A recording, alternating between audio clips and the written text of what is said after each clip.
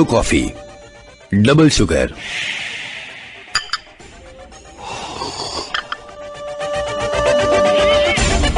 Coffee house પ્રસ્તુત છે થોડીક મોજ, થોડીક મસ્તી, થોડીક વાતો અને થોડીક મુલાકાતોનો મંચ. Coffee house.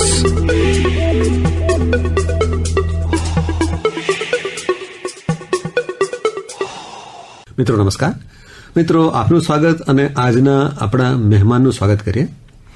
આજે આપણી સાથે છે જ્યોતિ બિહોલા. જ્યોતિ, આપને નમસ્કાર. નમસ્કાર. મિત્રો, જ્યોતિ બિહોલાની ઇન્ટ્રોડક્શન હું આપને ધીમે ધીમે આપીશ અથવા તો થોડી વાર પછી આપીશ. પણ એક વખત તેઓ આકાશવાણી સાથે બહુ જ નજીકથી જોડાઈ શકે એવા સંજોગો ઊભા થયેલા.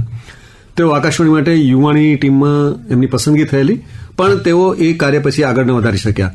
જ્યોતિ, આકાશવાણી સાથે એ સંબંધ ન જોડાયો એનો અફસોસ છે કે તમે આગળ વધી ગયા એની ખુશી છે? બંને છે.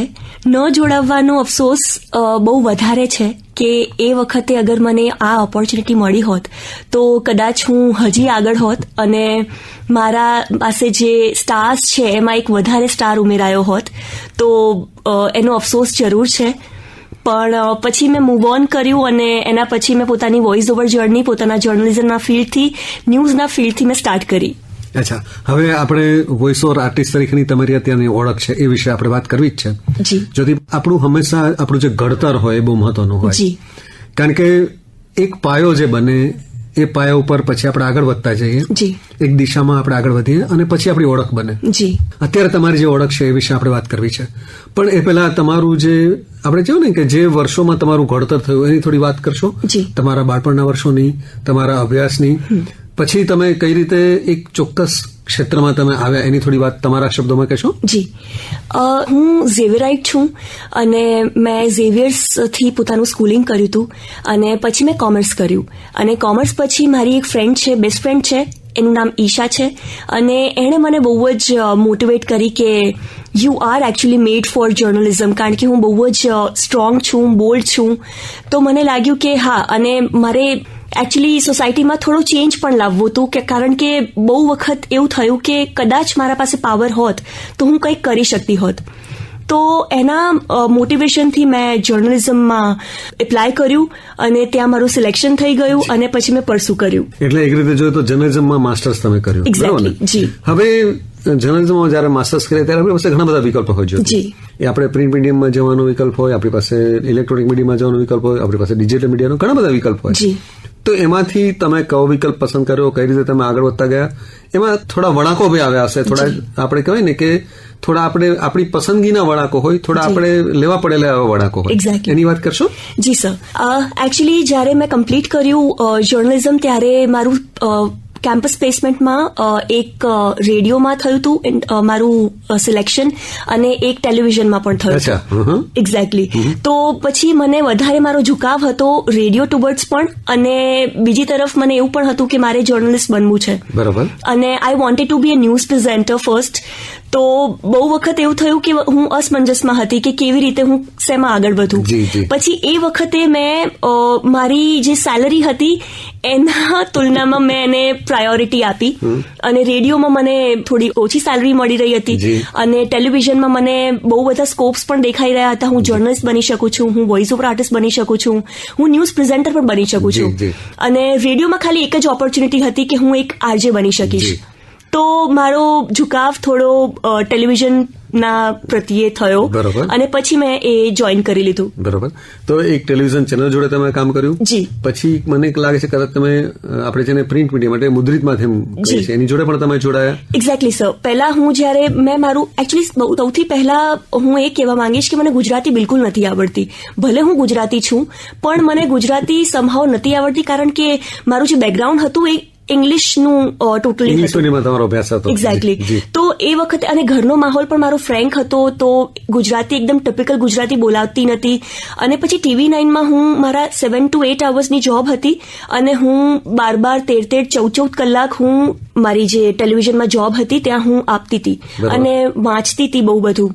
પછી કેટલી વાર એવું થતું હતું કે એન્કર્સની એબ્સન્સમાં હું વોઇસ ઓવર્સ કરતી હતી. મને ન્યૂઝનું વોઇસ ઓવર્સ કરવું બહુ ગમતું હતું અને બહુ બધું અપ્રિસિએશન પણ મળ્યું મને ત્યાં. તો this is how I got attracted towards voice overs અને ધીરે ધીરે કરતી ગઈ. કોઈક દિવસ મને ન્યૂઝ મળતા ગયા અને એ રીતે મારી જર્ની સ્ટાર્ટ થઈ. પછી મને એક જગ્યાએથી કોલ આવ્યો અને મેં એક પ્રિન્ટ મીડિયામાં અપ્લાય કર્યું અને ઈચ્છતી હતી કે હું એઝ અ જર્નલિસ્ટ જેવી રીતે મારે સોસાયટીમાં થોડું કંઈ કરી શકું હું, એટલા માટે મેં જર્નલિઝમનું જોઈન કર્યું અને એઝ અ જર્નલિસ્ટ મને બેસ્ટ સ્ટોરી એવોર્ડ પણ મળ્યો.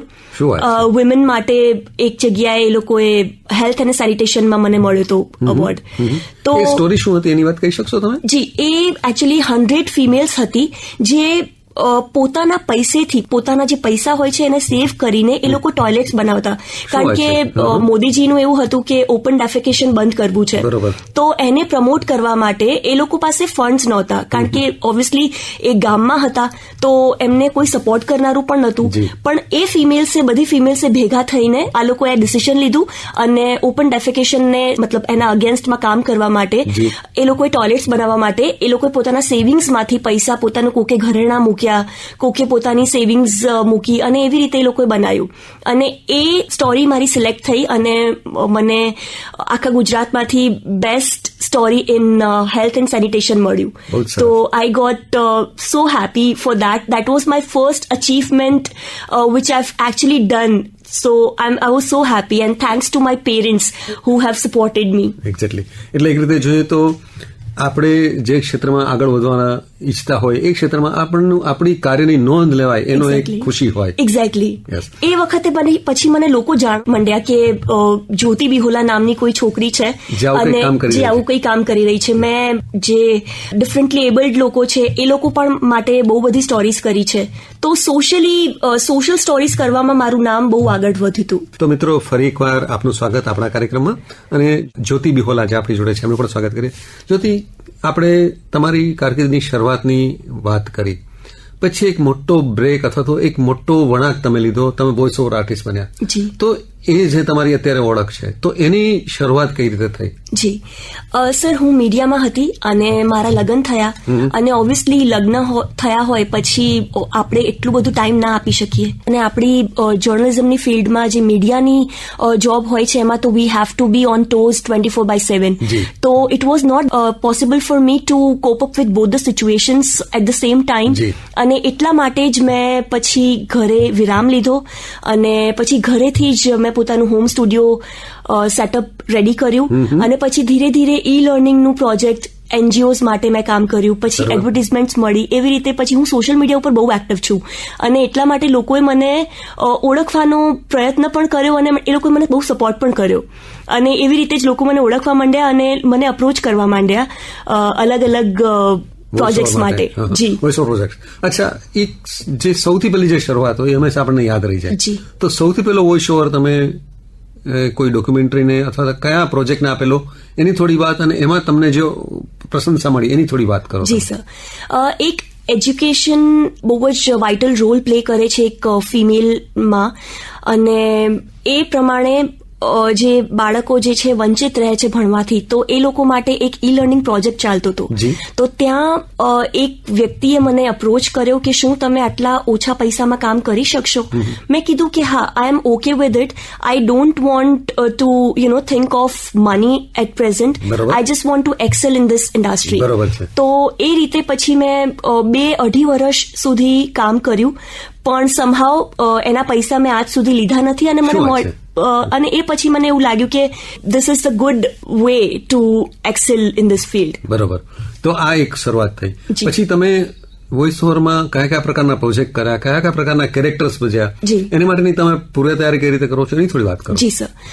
સર, વોઇસ ઓવર આર્ટિસ્ટ બનવા માટે સૌથી પહેલા તમારું ડિક્શન, તમારા પ્રોનાઉન્સિએશન એ બધું ક્લિયર કરવા માટે, એ બધું સારું કરવા માટે તમારે રોજ વાંચવું પડે, રોજ તમારે સાંભળવું પડે. અને હું અત્યારે 4 લેંગ્વેજીસમાં ફ્લુઅન્ટ છું: ઇંગ્લિશ, હિન્દી, ગુજરાતી અને સિંધી. શું વાત છે? જી. તો એટલા માટે પછી એને મેં એમાં કોઈ દિવસ વિરામ લીધો જ નથી અને આઈ કેપ્ટ લર્નિંગ થિંગ્સ. અને આપણે કહીએ છીએ ને કે આપણે હંમેશા જ્યારે સ્ટુડન્ટ બનીને રહીએ ને તો આપણે ઓબ્વિયસલી પોતાની લાઈફમાં બહુ જ આગળ વધીએ. તો હું હંમેશા આજ પણ એક સ્ટુડન્ટ તરીકે જ શીખું છું અને અલગ અલગ પ્રોગ્રામ્સ કરું છું, અલગ અલગ પ્રોજેક્ટ્સ ઉપર કામ કરું છું. ઈ લર્નિંગ પ્રોજેક્ટ છે, પછી ડબિંગ છે, પછી વોઇસ ઓવરની અંદર મારે એડવર્ટાઇઝમેન્ટ છે, એ બધું પણ કરું છું અત્યારે. અને વોઇસ ઓવરમાં તમે કયા પ્રકાર પ્રોગ્રામ એટલે આપણે સિરિયલ્સમાં ભાગ લો છો એટલે એની થોડી વાત કહેશો? જી સર, મેં એમ કીધું ને કે હું સોશિયલ મીડિયા પર બહુ એક્ટિવ છું. તો એક મારા ફ્રેન્ડ હતા અને એમણે મને અપ્રોચ કર્યો કે would you work in serial? અને એ વખતે I was actually on the top of the world. તો મેં કીધું હા ઓબ્વિયસલી હું કરીશ. તો એક 2 પન્ના સિરિયલ કરીને હતી અને એ ગુજરાતીમાં ડબ થઈ રહી હતી. તો મેં એ સિરિયલ ગુજરાતીમાં ડબ કરી અને ઓડિશન્સ થયા અને હું એમાં સિલેક્શન થઈ ગઈ. તો આઈ played 3 characters in that serial. અચ્છા, એટલે 3 કેરેક્ટરને તમે અવાજ આપો એવું આપણે કહી શકીએ, બરોબર ને?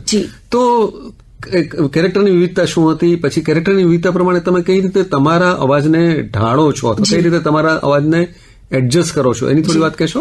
જી સર, એના માટે સર આપણે રોજ સવારે રેકોર્ડિંગ સ્ટાર્ટ કરીએ એ પહેલા આપણે કંઈક એક્સરસાઇઝીસ કરવી પડે છે. એ એક્સરસાઇઝ કરીએ તો આપણા વોકલ કોર્ડ્સ બહુ જ સારી રીતે કામ કરે છે. અને એ પ્રેક્ટિસ મેં કરી તો મારો અવાજ અત્યારે બહુ જ બેલેન્સ્ડ છે. અને એ સિરિયલમાં જ્યારે ઓપોર્ચ્યુનિટી મળી હતી I was so happy about it. અને 3 કેરેક્ટર્સ, કોક દિવસ નાકમાંથી બોલવું પડે, કોક દિવસ પેટમાંથી બોલવું પડે, કોક દિવસ ગળામાંથી બોલવું પડે. તો શરૂઆતમાં એવું થતું હતું કે મને ગળામાં બહુ પેઇન થતું હતું અને પણ પછી એવું થયું કે એક્સરસાઇઝીસ કરતી હતી તો હવે મને એવું બધું પ્રોબ્લેમ નથી થતો. અચ્છા, હવે આપણે તમે વોઇસ ઓવર માટે જે અલગ અલગ કેરેક્ટર કર્યા છે એના એકાદ 2 સ્પેસિમેન તમે શ્રોતા મિત્રોને તમારા અલગ અલગ અવાજના આપણે વૈવિધ્ય સાથે તમે રજૂ કરશો? જી જી, હું મારી દીકરી છે 4 વર્ષની. એને હંમેશા એને જગ્ગુ બંદર બહુ ગમે છે. તો હું હંમેશા એને ચીડાવતી હોઉં છું આવી રીતે, आई मैं जग्गू बंदर, तुम क्या कर रहे हो, तुम मुझसे ऐसे बात नहीं कर सकते.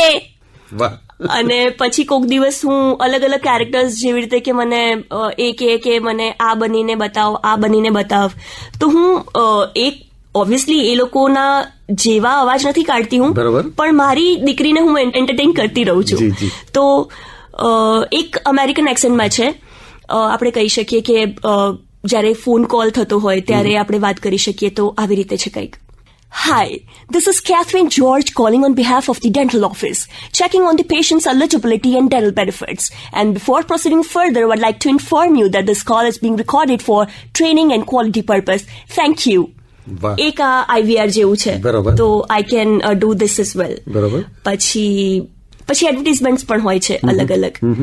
તો એમાં કયા પ્રકારના કેરેક્ટર્સ હોય?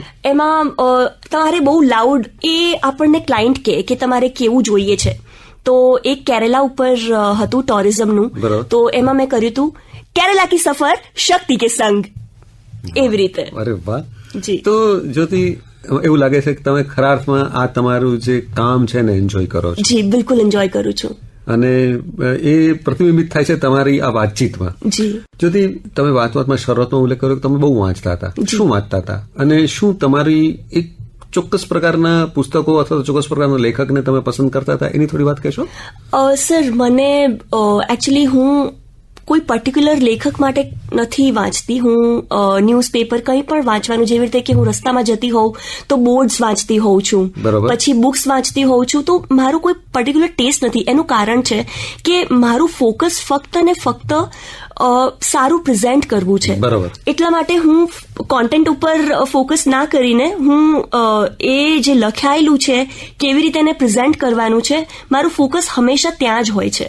અચ્છા, બહુ સરસ. જી. જ્યોતિ, તમે કહ્યું કે આપણે સતત શીખતા રહેવું પડે. Ji. You need to be a learner all the time. Yes. તો શીખવાની વાત આવે તો પુસ્તકોમાંથી નહીં, પણ આપણે ઘણું બધું આપણી આજુબાજુમાંથી પણ શીખતા હોય. જી સર. તો એની થોડી વાત, તમે શું શીખી રહ્યા છો આજુબાજુમાંથી, એની પણ થોડી વાત કહેશો? જી સર. સર, આપણે કોઈ પણ ફિલ્ડમાં જઈએ ને ત્યારે આપણે એવું વિચારતા હોઈએ કે આપણા ટેલેન્ટના બેઝ ઉપર જ આપણને આગળ વધવામાં હેલ્પ થશે, પણ હંમેશા આ વસ્તુ સાચી નથી હોતી. કોઈ વખત એવું પણ થાય છે કે તમારું ટેલેન્ટ છે પણ you are not getting those good opportunities અને ત્યાં તમારે હાર નથી માનવાની હોતી. અને અગર મેં હાર માની હોત તો આજે કદાચ હું વોઇસ ઓવર આર્ટિસ્ટ ના હોત. અને હમણાં ડિસેમ્બરમાં અક્રોસ ઇન્ડિયામાં હું best voice over artist Gujarati લેંગ્વેજમાં સિલેક્ટ થઈ ગઈ. તો આઈ એમ સો હેપી. મને એવોર્ડ મળ્યો તો મુંબઈ ગઈ અને ત્યાં મને એવોર્ડ મળ્યો તો મને વધારે રેકગ્નિશન મળ્યું અને now people know that I am a voice over artist and dubbing artist. બહુ સરસ. આગળનું શું આયોજન છે? કારણ કે આપણે આજથી ખુશ હોય પણ આપણને આવતીકાલ માટે પણ સ્વપ્ન પણ કંઈક હોય. જી. તો જ્યોતિને આગળ માટેનું શું સ્વપ્ન છે એની વાત તમે કહી શકશો? સર, હું ઈચ્છું છું કે મારા હસબન્ડ અને મારી દીકરીને એવું કહેવામાં આવે કે ઓકે, જ્યોતિ બેહોલાની છોકરી છે, જ્યોતિ બેહોલાના હસબન્ડ છે. I want this tag to be very honest. થોડું સેલ્ફિશ સાઉન્ડ થશે પણ I am actually in the need of that. I want that. I aspire to be a good housewife, good wife, good daughter-in-law and good mother as well. એક આ છે. અને આગળ મારું કામ એ છે કે મારે માર્વલ માટે કામ કરવું છે. હું માર્વલની બહુ જ ફેન છું, મોટી. અને I am just fond of Marvel. So I want to work with Marvel series and all. So I be so happy અગર મને સ્ક્વિડ ગેમ કે માર્વલમાં કે ડિઝનીમાં મને ક્યાંય પણ અગર ઓપોર્ચ્યુનિટી મળશે તો I will leave no stone unturned અને I will just take up that opportunity. બહુ જ સરસ. જ્યોતિ, એક રીતે જોઈએ તો આપણું આકાશ આપણી સામે જ છે. જી. આપણે ફક્ત એક છલાંગ લગાવવાની છે. જી. અને એ તમારી તૈયારી અથવા એ તમારો જુસ્સો આપણે બધા અનુભવી શકીએ છીએ. જી. તો બહુ જ આનંદ થયો. અંતમાં અમારા શ્રોતા મિત્રો એ અલગ અલગ વય જૂથના હોય, અલગ અલગ વ્યવસાય સાથે સંકળાયેલા હોય. જી. એને એક સંદેશ કે જે તમને પોતાને પણ જેમાંથી તમને પ્રેરણા મળતી હોય એવી કોઈ વાત સાથે આપણે સમાપન કરીએ. જી. હેલો ફ્રેન્ડ્સ, હું એક સિવિયર ડિપ્રેશન પેશન્ટ છું અને જ્યારે મેં વોઇસ ઓવર જોઈન કર્યું ત્યારે હું બહુ ડિપ્રેસ્ડ હતી કે I don't know whether I be able to do this or not. અને હું બહુ જ એમ્બિશિયસ છું. અને જ્યારે મારા લગ્ન થયા, જ્યારે મારી બાળકી થઈ ત્યારે મને લાગ્યું કે શાયદ બધા મારા સપના તૂટી ગયા છે અને હું કેવી રીતે સ્ટાર્ટ કરીશ, કેવી રીતે રિવેમ્પ કરીશ. પણ મેં હાર ના માની અને being a depression patient, I actually faced a lot when it comes to social things, but emotional things as well. But I am so proud કે વોઇસ ઓવર ની ફિલ્ડે મને એ ડિપ્રેશનમાંથી બહાર કાઢી છે. અને again I M thankful to my husband and my daughter who have actually relentlessly, they have helped me whenever I have to go out. He supports me, my husband supports me. મારી daughter પણ, she is so cute. એ મને હંમેશા કહે છે મમ્મા તમે recording કરીને આવો. તો આ જે સપોર્ટ છે એના સિવાય કદાચ હું આગળ ના વધી શકી હોત. તો એક મોટિવેશનલ સપોર્ટ માટે તમારે પોતાના માટે સ્ટેન્ડ લેવું પડશે અને એવી રીતે જ તમે પોતાને હાર ક્યારે નથી માનવાની. એ કરીને તમે આગળ વધશો તો definitely you are going to meet your goals. Thank you so much. તો જ્યોતિ, તમે તમારો જે ધ્યેય રાખ્યો છે એને તમે હાંસલ કરો એવી ખરા હૃદયથી તમને ખૂબ ખૂબ શુભેચ્છાઓ. Thank you so much sir. All the best. Thank you so much sir. Thank you so much for this wonderful opportunity. Coffee house. હમણાં જ આપ સાંભળી રહ્યા હતા થોડીક મોજ, થોડીક મસ્તી, થોડીક વાતો અને થોડીક મુલાકાતોનો મંચ કોફી હાઉસ.